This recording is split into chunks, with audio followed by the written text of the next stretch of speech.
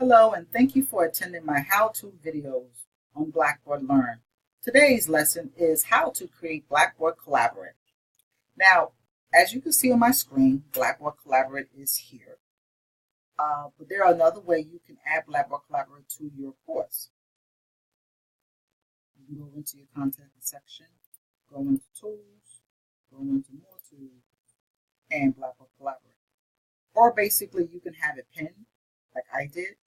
So you will go into the plus sign, you go into tool links, look for Blackboard Collaborate Ultra, and then you type that in, make it available for users, and it's automatically pinned to your taskbar on the right side. It's on your left side, which is right there. So I'm going to create a Blackboard session. Okay. So what I'll do is go click into my Blackboard link here.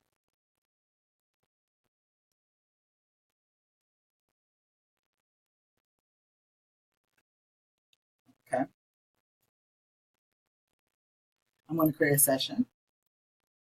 So every session is a new session. And every session requires a name.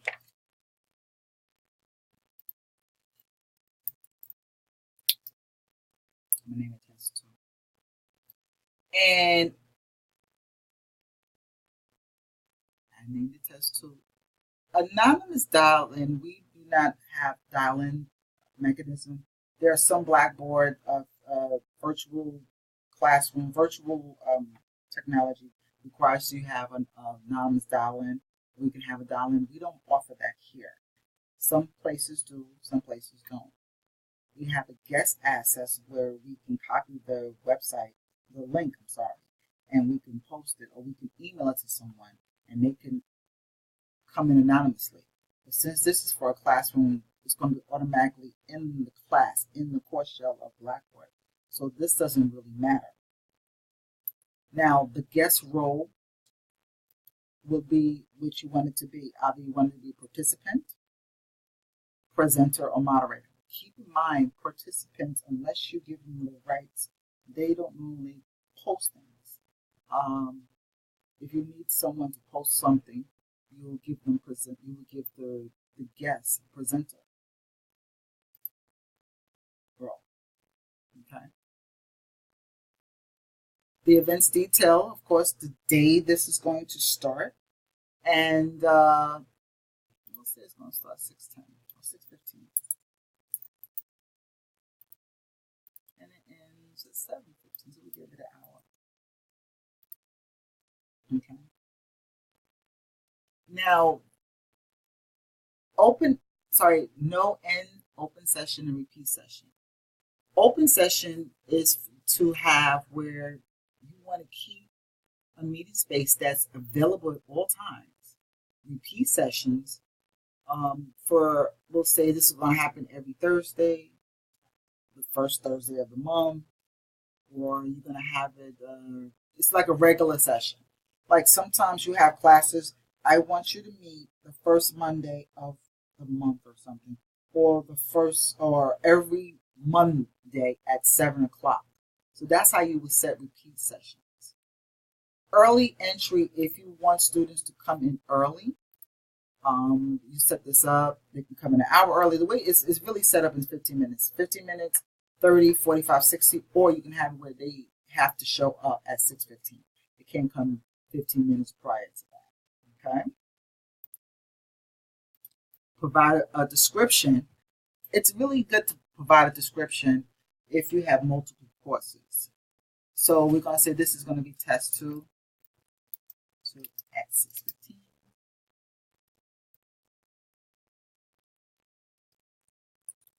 Sorry, type.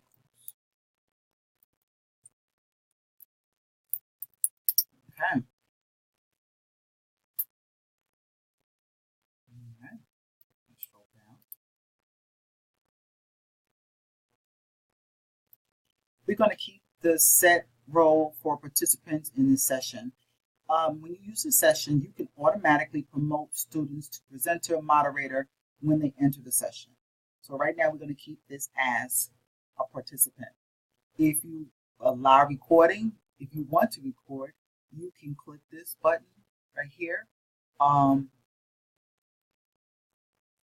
You can anonymize chat sessions if you want your chats to be anonymous. Some students does not want to say they have a question for a professor, but they don't really want to know. Just like if a student that sits in the back, they don't say anything, but then when the class is over, they'll walk to the professor and bombard the professor with a whole list of questions. It's similar to that because they don't want no one to know, or they wish to keep it anonymous. So you would keep that, you would check that box. Moderator permissions. If you wish to have a picture of the moderator, you can click that box. That's if you wish. Participants. If you want your participants to show their audio, the video, they have chat and editing rights, whiteboard editing rights, you will click here. You can hear where it says allow attendees to join sessions using the telephone. We don't normally do that because our attendees do not. This is really strictly for attendees going straight to Blackboard to attend this course. And also keep in mind for us, and this is, I can't say this for other schools, Firefox works very well with Blackboard Collaborate. I found a lot of Google Chrome has a lot of problems, and we really don't support Internet Explorer. Safari is glitchy, but I will say that Firefox is great for Blackboard Collaborate. But just keep that in mind. Some people might say no, but just let you know my personal experience. Okay.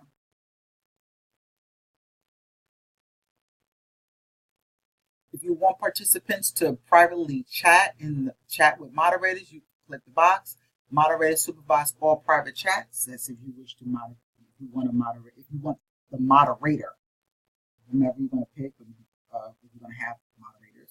If you want them to supervise all private chats, you can. You're going to save it. And here it is. Okay.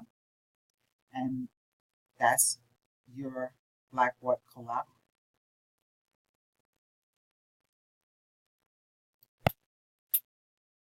Now, we have to wait until it's time for us to join the session.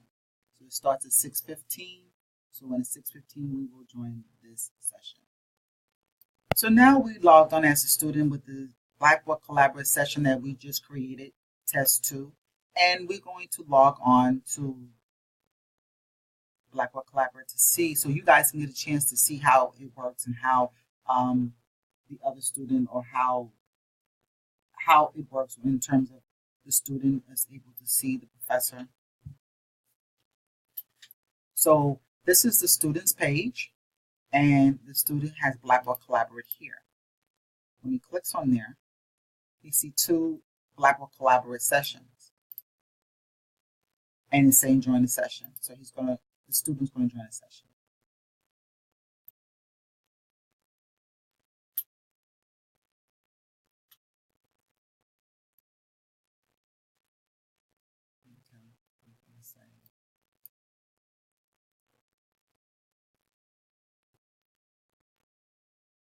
So there's the student. The student has joined the session.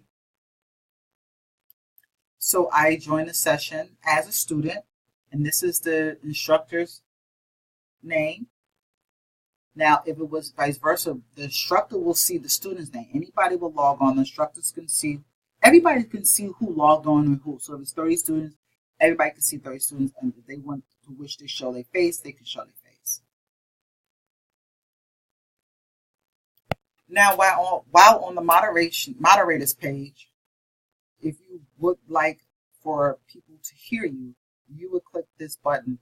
But keep in mind, your computer has to be set up, meaning it has to be checked to make sure the speakers are working.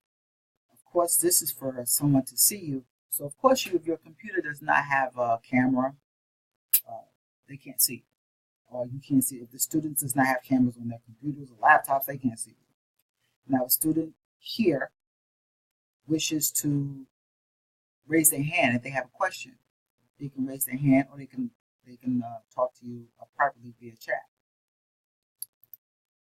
Here's a panel where you can upload documents, upload videos. Here is where you have your chat, if you wish to chat to someone. Here's to see the number of attendees. Here is where you will have your whiteboard. You click in and the whiteboard will come up. So if you wish to talk or you wish to say anything to the class, you can click on pencil and you can write and they will see it. Students can also, this is all real time, so students can also make corrections, do edits. If you wish to erase it, erase it. If you want to draw on here, if you want to draw something for your students, you can. This is all in real time, so if you want your students to join in, they can join in as well. Okay. Of course, this is to share your screen. If you want to share your whole screen, and before you share it too, it will come up to say which screen you will wish to share. If you want to share your whole screen, you don't have to share your whole screen. If you want to share certain features of your screen, you can do that as well. Okay. Sharing files. This is where if you have files that you want everyone to see, PowerPoint, Words, document, PDFs, you can share your file here if you wish for folks to see your files. I'm sorry, students to see your files. Here, where you have my settings, to make sure that people can hear you, you would click this setting. And this is speaker volume. You make it really loud for anyone to hear you, well, your students to hear you. Okay.